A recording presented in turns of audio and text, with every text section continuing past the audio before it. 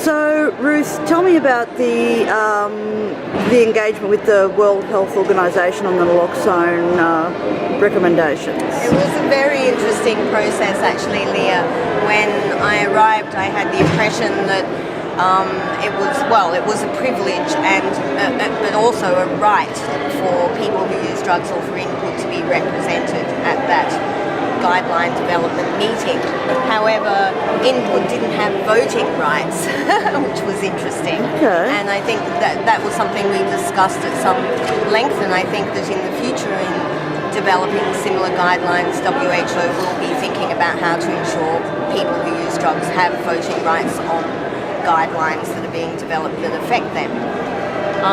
But I think, overall, that aside, the outcome was around resounding success. The main key recommendation that naloxone for community distribution be advanced globally wherever overdose is an issue was very clear, and I was delighted that came out.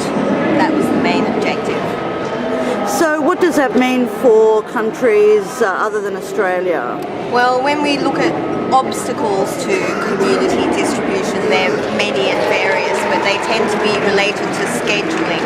So in some countries, only doctors are allowed to give injections, or in other countries, naloxone is only available by prescription. But it's not universal. In Italy, for example, you can get it cheaply over the counter at chemists.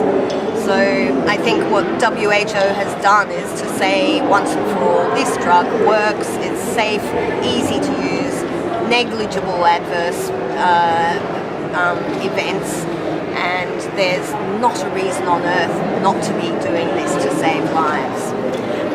In New South Wales, only people who identify as injecting drugs are currently allowed to hold a prescription for naloxone.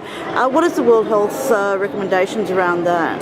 Well, I think that they deliberately don't make any direct recommendations because there are variations across the world. But when you look at their critical enabling list, also in the guidelines with the new naloxone recommendations, they've actually come out and said decriminalisation is necessary if we're going to beat HIV, decriminalisation of both drug use and sex work. So for naloxone, that means that governments have to identify and remove barriers to community distribution. It's going to be up to drug user organisations and other stakeholders to push governments forward on this, but now we have clarity from the World Health Organisation on where we should be going with naloxone. Right, we've got a hook to hang our hat on. Indeed, yes. Great. Thanks for that, Ruth. Much appreciated.